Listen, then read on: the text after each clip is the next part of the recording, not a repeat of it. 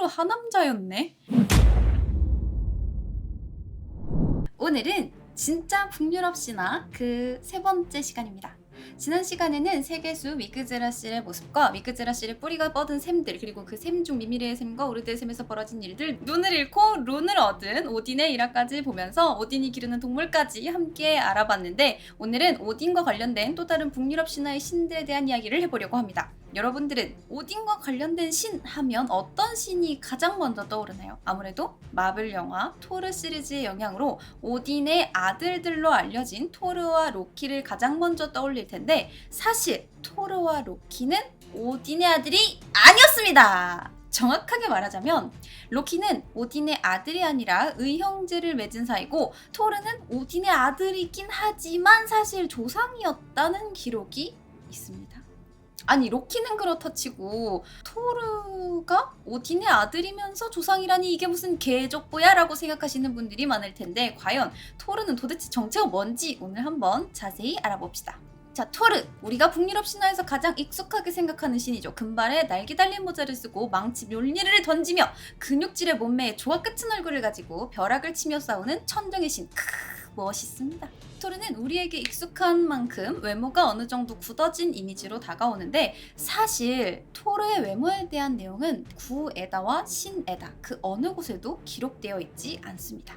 다만 신에다 서문 중에 딱 한 줄 토르의 외모에 관련된 기록이 있는데, 그 내용을 살펴보면 토르가 다른 사람들 옆에 서 있으면 그의 얼굴은 참나무 위에 상아를 놓은 것처럼 아름다워 보였다. 그의 머리카락은 금보다 더 아름다웠다. 라는 내용을 확인할 수 있습니다. 아니, 근데 제가 방금 신에다와 고에다 그 어느 곳에서도 토르의 외모에 대한 기록이 없었다고 했는데, 이 기록은 도대체 뭘까요? 자, 여기에서 바로 오딘의 조상 토르썰이 등장합니다. 신에다에서 토르의 외모를 기록한 부분에 나오는 토르는 우리가 잘 아는 신화 속의 토르가 아니라 신화 속 인물인 토르의 모델이 된 트로이의 왕족 토르에 대한 묘사라는 거죠.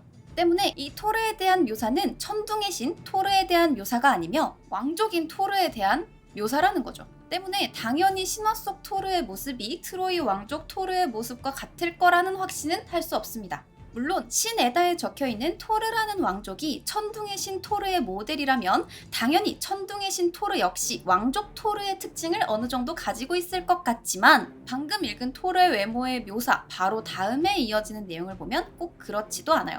내용이 기니까 요약해서 읽어볼게요. 트로이의 왕족 토르는 아내 시프를 만나 결혼했는데, 시프는 모든 여자 중 가장 아름다웠고 그녀의 머리카락은 황금 같았다. 이후 토르와 시프는 자식을 낳게 되는데, 그 자식의 이름은 로라이드였다. 이 로라이드의 손자의 손자의 증손자의 증손자의 증손자의 증손자, 즉 토르의 17대 손이 보딘, 우리가 오딘이라고 부르는 사람이며, 그는 그가 가진 지혜와 많은 업적으로 유명한 사람이었다. 오딘의 아내는 우리가 프리그라고 부르는 프리지다였다. 자, 이 내용에 등장하는 유명한 이 4사람, 토르, 그리고 토르의 아내 시프, 오딘의 아내 프리그는 모두 북유럽 신화에 등장하는 신들의 이름입니다. 자, 하지만 토르의 아내 시프에 대한 서술, 아름다운 외모와 금발을 가졌다는 기록은 신화 속 시프에 대한 기록과 트로이의 인물 시프에 대한 기록이 일치하지만, 오딘에 대한 기록은 신화 속 기록과 트로이의 인물의 기록이 다르죠. 신화 속에서 토르의 아버지이자 절대신으로 등장하는 오딘은 신에다가 기록한 트로이의 인물 오딘으로 돌아가면 토르의 17대 손이 되어버리는 차이를 볼 수 있습니다. 물론 신화 속 토르는 절대신 오딘의 아들이자 천둥의 신이 맞습니다.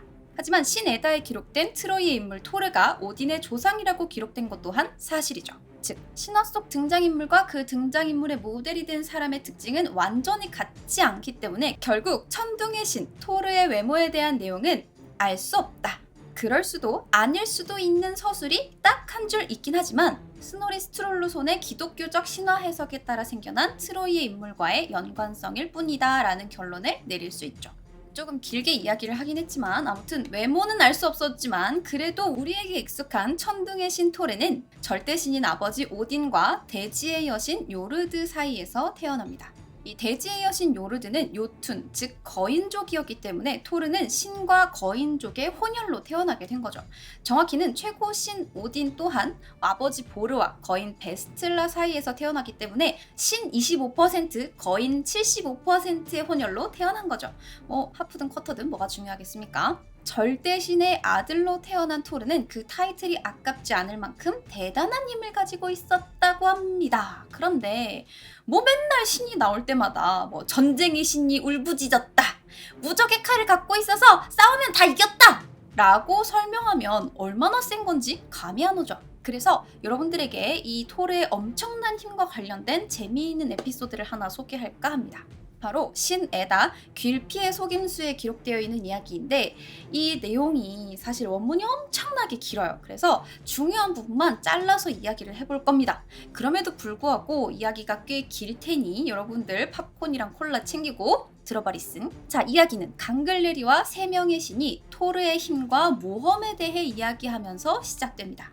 강글레리와 3명의 신은 토르가 얼마나 강력한지에 대해 토론하기 시작하면서 토르가 겪은 믿기 힘든 모험 이야기를 강글레리에게 들려줍니다. 이 믿기 힘든 토르의 모험 이야기는 천둥의 신 토르가 하인 둘과 로키를 데리고 요툰헤임을 향해 동쪽으로 모험을 떠나 한참 지났을 때 이야기입니다. 모험을 하던 토르 일행은 어느 숲에서 밤을 보내게 돼서 동굴이나 큰 나무 같은 노숙할 곳을 찾아보고 있는데, 이때 이들의 앞에 거대한 동굴이 하나 나타납니다. 안에 뭐가 있는지, 뭐가 살고 있는지는 알 수 없지만 우리에게는 토르가 있지 않습니까? 일단 동굴에 들어간 토르 일행은 그 안에서 거대한 갈래길이 이어지는 걸 발견합니다. 하지만 이들에게는 그저 밤을 지낼 공간이 필요했기 때문에 동굴 탐험을 그만두고 동굴의 중간쯤, 즉 갈래길이 시작되는 곳에서 하룻밤을 보내기로 합니다. 하지만 그날 밤 토르 일행이 곤히 자고 있던 그때 한밤중에 동굴이 크게 흔들리면서 지진이 일어납니다. 깜짝 놀란 토르는 하인들과 로키를 불러 모으고 서로 헤어지지 않기 위해서 한데 모여 동굴의 갈래길 중 오른쪽 갈래길을 따라 들어갔고 곧 방 하나를 만나게 됩니다. 어두운 밤, 내부를 알 수 없는 동굴, 그 끝에 이어지는 방, 밖에서 들려오는 거대한 소리와 계속되는 지진. 토르는 두려움에 떠는 일행들을 방 안쪽으로 보내서 쉬게 하고 자기는 그 앞쪽에 앉은 채로 망치 멸니르를 쥐고 혹시 모를 사태에 대비하기 위해서 불침번을 서게 됩니다. 다행히 밤 동안 아무 사건도 일어나지 않았지만 동굴 밖에서 나는 커다란 신음소리와 포효소리가 계속해서 들려왔기 때문에 아침이 밝아올 때까지 토르와 일행은 함부로 동굴 밖을 나갈 수가 없었습니다. 그렇게 해가 뜨고 토르를 앞세워 밖으로 나간 일행은 멀지 않은 곳에서 호를 골며 자고 있는 거인을 마주합니다. 토르는 밤새 자신과 일행들을 괴롭혔던 소리와 지진이 이 거인의 코골이 때문이라는 걸 깨닫고 이 거인을 한 대 후려치려 하지만 그 사이에 거인이 잠에서 깨어나 버렸기 때문에 기회를 놓쳐버립니다. 잠에서 깬 거인에게 토르가 이름을 묻자 거인은 자신의 이름을 스크리미르라고 소개하면서 밤새 잊고 있던 자신의 장갑을 찾기 시작합니다. 그런데 얼마 지나지 않아 바닥에 굴러다니던 손모아 장갑을 집어듭니다. 그게 바로 토르 일행이 어젯밤에 찾았던 그 동굴이었다는 걸 깨닫게 되죠. 토르와 일행이 발견한 거대한 동굴의 입구는 손모아 장갑의 입구였고 중간에서 발견한 갈림길은 엄지와 손가락이 나뉘는 장갑의 가운데였으며 지진과 소리를 피해 들어간 방이 엄지손가락 부분이었던 겁니다. 이 거인의 사이즈에 놀라고 있던 토르와 일행들에게 스크리미르는 가는 방향이 같으니 당분간 동행하자라는 제안을 해왔죠. 굳이 거절할 이유가 없었던 토르와 일행은 스크리미르와 함께 여행을 하게 되었고 힘이 센 거인이었던 스크리미르는 토르와 일행에게 너희 짐도 내가 들어줄게 라면서 호의를 베풀었습니다. 하지만 저녁 시간이 되었을 때 토르 일행이 크게 당황하게 되는데 바로 스크리미르가 잠들어 버렸다는 거예요.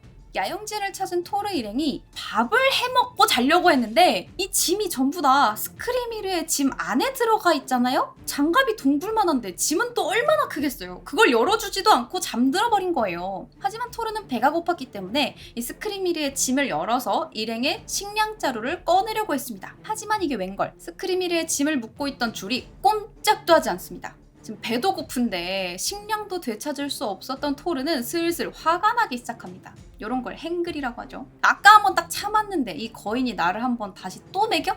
하는 마음으로 스크리미르에게 이번에는 망치를 던져버립니다. 하지만 이 슈퍼 강력한 토르의 망치질은 더 강력한 거인이었던 스크리미르에게 어떠한 타격도 주지 못합니다. 이 거인이 부스스 일어나서 뭐지? 나뭇잎이 떨어졌나? 하고 다시 잠들어 버려요. 자존심이 구겨진 토르는 배가 고파서 식량자루를 꺼내려고 했는데 줄이 풀리지 않으니 이거 좀 풀어줘 라고 말은 못하고 속으로 화를 사귀고만 있었습니다. 자, 그리고 스크리미르가 깊이 잠들자 이번에는 아까보다 조금 더 세게 망치로 스크리미르의 머리를 때립니다. 자, 그러자 또다시 스크리미르가 일어납니다. 하지만 이번에는 도토리가 떨어졌나? 하고 다시 잠들어 버립니다. 2번이나 굴욕을 겪은 토르, 이제 더 이상의 실패는 없다라는 마음으로 또다시 스크리미르가 잠들기를 기다렸다가 깊은 잠에 빠지자 이번에는 관자놀이를 향해 온 힘을 다해 망치를 던집니다.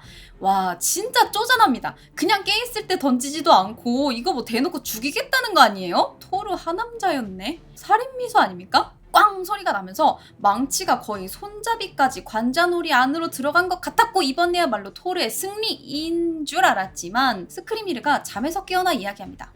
토르, 아무래도 내가 잔 나무 위에 새가 있나 봐. 나무 조각이 떨어졌어. 자, 생전 처음 3전 3패의 참담한 패배를 겪은 토르는 잔뜩 기가 죽은 채로 여행을 계속하다가 요툰헤임에 다다를 무렵 스크리미르와 헤어지고 요툰헤임에 있는 거대한 성 우트가르트에 도착하게 됩니다. 이 우트가르트의 성에는 로키라는 왕이 있었는데, 자, 여기서 잠깐 이 로키는 토르의 동료 로키와 이름이 동명이인이고 헷갈릴 만한 요소가 있었기 때문에 신에다에서는 이 두 로키를 구분하기 위해서 메인 등장인물 로키를 그냥 로키, 이 거대한 성 우트가르트에 있는 로키 왕을 우트가르트의 로키라고 기록했으니 우리도 똑같이 구분해 봅시다. 자, 다시 이야기로 돌아와서 우트가르트 성에 있던 우트가르트의 왕 로키는 성을 찾은 토르 일행에게 이 성은 특출난 위협을 세웠거나 특별한 기술이나 재주를 가진 사람만이 머물 수 있으니 너희는 머물 수 없다. 돌아가라! 라고 말하며 일행을 내쫓습니다. 아니, 안 그래도 스크리미르한테 당해서 기죽고 풀죽어 있던 토르 일행은 이 자존심을 박박 긁는 우트가르트 로키의 말에 화가 나서 각자 이렇게 이야기합니다. 로키는 그 누구보다 음식을 빨리 먹을 수 있다. 토르의 하인이었던 TRP는 나는 그 누구보다도 빨리 달릴 수 있다. 그리고 토르는 나는 그 누구보다도 술을 잘 마신다 라고 이야기합니다. 자, 토르 일행이 각자 자신의 대단한 능력을 뽐냈으니까 우트가르트 로키의 입장에서는 이들을 성에 묵을 수 있게 하려면 이 대단한 능력들을 검증해야겠죠. 우트가르트 로키는 이 셋의 발언을 검증할 3번의 대결을 준비합니다. 자, 첫 번째 대결은 바로 로키가 뽐낸 빨리 먹는 능력에 대한 대결이었습니다. 우트가르트 로키는 주변에 앉아있던 로기라는 이름의 남자를 불러와서 로키와 대결을 하도록 시킵니다. 로기랑 로키예요. 이 둘은 아주 긴 식탁 위에 놓인 고기를 양쪽에서 서로 먹어치우는 방법으로 대결을 진행하게 되는데, 이 대식가가 서로 고기를 먹어치우면서 전진해서 만나는 지점이 식탁 중앙을 넘어서 로기 쪽으로 조금 더 나아가면 로키의 승리, 반대로 로키 쪽으로 가까우면 로기의 승리가 되는 싸움이었죠. 이렇게 둘의 싸움이 시작되고 로키와 로기, 이름마저 비슷한 이 둘은 엄청난 속도로 식탁 위의 고기를 먹어치웁니다. 그리고 순식간에 고기를 먹어치운 둘은 정확히 식탁의 중앙에서 마주하게 되죠. 언뜻 보면 무승부인 것 같은 이 싸움. 하지만 이 두 대식가가 먹은 고기에는 한 가지 차이가 있었는데, 로키는 식탁 위의 고기에서 뼈만 남기고 고기를 남김없이 먹어치운 것에 비해서 우트가르트 로키의 수하인 로기는 고기뿐만 아니라 뼈까지 먹어치웠고 거기에 더해서 식탁까지 먹었던 겁니다. 고기만 먹은 로키와 모든 것을 먹어버린 로기. 이 둘의 싸움은 로기의 판정승으로 마무리되고 맙니다. 이렇게 먼저 1패를 맞이한 토르와 일행은 바로 다음 대결을 맞이하게 되는데, 두 번째 대결은 바로 누구보다도 빨리 달릴 수 있다 라고 말한 토르의 하인 TRP와 우트가르트의 로기가 불러낸 후기라는 남자의 달리기 대결이었죠. 이 TRP와 후기는 총 3번의 대결을 펼쳤는데, TRP는 첫 번째 경기에서 출발을 하려고 발을 딱 뗐는데 후기가 한 바퀴를 돌고 이미 골이 내서 들어와 있는 거예요. 그래서 TRP가 이걸 인정하지 못합니다. 한 번만 기회를 더 주세요 라고 이야기해서 두 번째 경기가 열려요. 그래서 이번에는 TRP가 으라차 하고 뛰었는데 화살 1개 정도 길이를 뛰었을 때 후기는 이번에도 한 바퀴를 다 뛰고 도착해 있었습니다. 하지만 게임은 역시 3세판이 맛이죠. 이번에는 TRP가 온 힘을 다해서 전력 질주를 했고 그 결과 반 바퀴쯤 뛰었을 때 후기가 이미 골인에 있었습니다. 3번의 경기에서 3번 모두 패배했죠. 자, 하지만 여기서 우트가르트의 로키는 TRP가 달리는 모습을 보면서 나는 너처럼 빨리 달리는 사람을 본 적이 없다 라고 인정해주는 모습을 보입니다. 하지만 인정은 인정이고 경기는 졌죠. 3전 2패를 기록한 토르 일행의 마지막 대결은 토르가 말한 나는 누구보다 술을 잘 마신다! 에 대한 경기였습니다. 우트가르트 로키는 이번에는 상대를 지정해주지 않고 토르에게 거대한 뿔잔을 하나 내어주면서 이 뿔잔에 담긴 술을 한 모금 안에 먹으면 술을 매우 잘 마시는 자이며 두 모금에 비우는 사람들도 종종 있지만 세 모금째에도 비우지 못한다면 술꾼이라고 할 수도 없다 라고 이야기를 하죠.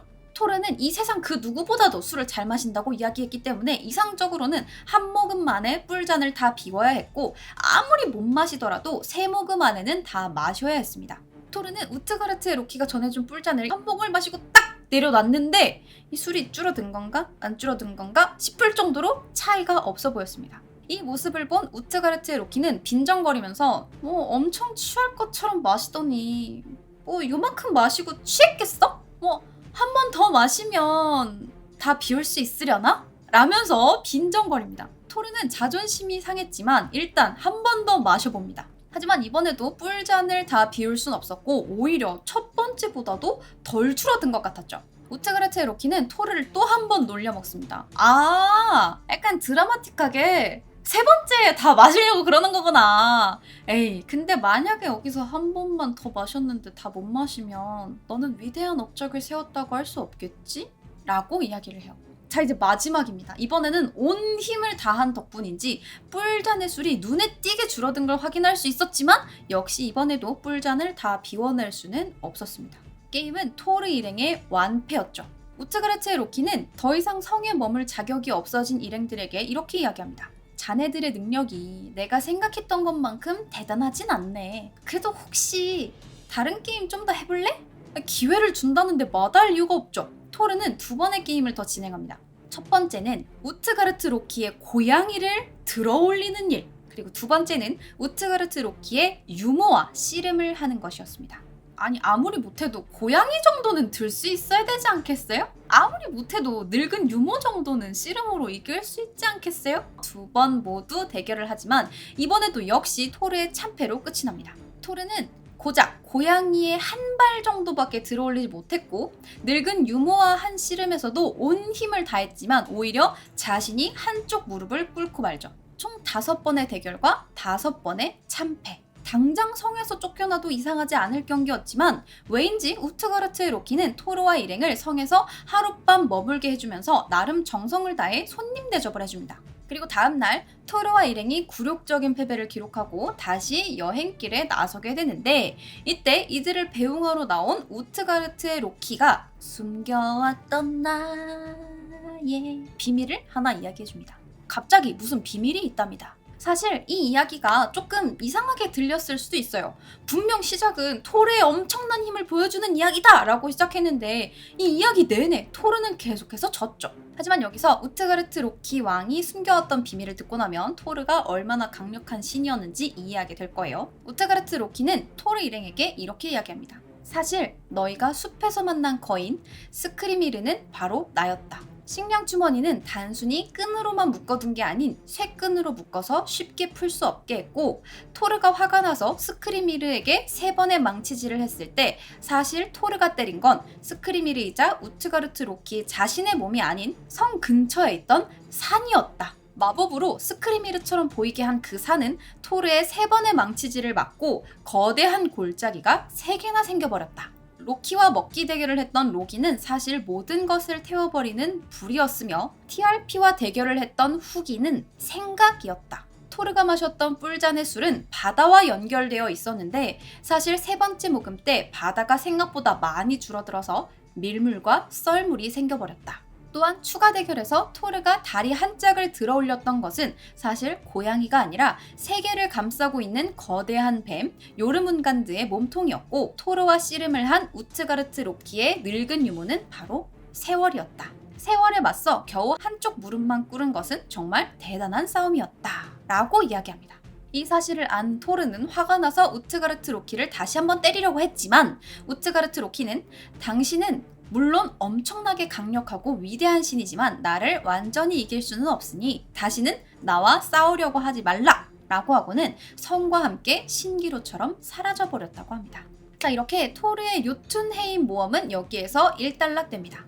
자, 어떻습니까? 모든 것을 태우는 불길과 똑같은 속도로 고기를 없애버린 로키도 대단하고 생각과 달리기 시합을 해서 인정받은 TRP도 대단하지만 바다를 마셔서 밀물 썰물을 만들고 세계를 감싼 뱀 요르문간들을 들어올리고 세월과 맞서 단지 한쪽 무릎만을 꿇은 토르. 세 번의 망치질로 산의 골짜기를 만들어낸 그의 힘은 정말 어마어마한 걸로 그려지고 있습니다. 물론 모두 패배로 끝나버리긴 했지만 토르 일행은 모두 엄청난 힘을 뽐냈고 우리는 이러한 이야기를 통해서 토르가 얼마나 강력한 힘을 가진 신이었는지를 알아볼 수 있죠.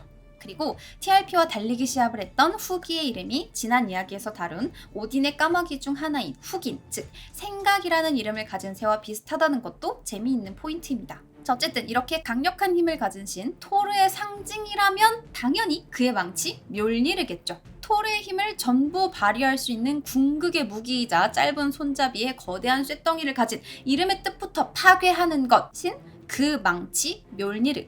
과연 이 묠니르는 어떻게 토르의 손에 들어오게 된 걸까요? 정말 이 망치를 쓰면 천둥을 쓸 수 있게 되는 걸까요? 그렇다면 토르는 왜 망치의 신이 아니라 천둥의 신일까요? 이 묠니르에 대한 이야기를 하려면 빠질 수 없는 것이 바로 우리가 오딘과 토르 다음으로 잘 알고 있는 북유럽 신화의 신 로키의 이야기인데 이 로키의 이야기는 묠니르와 어떤 관계가 있는지 다음 시간에 알아보도록 하겠습니다. 자, 그럼 오늘 컨텐츠는 여기까지.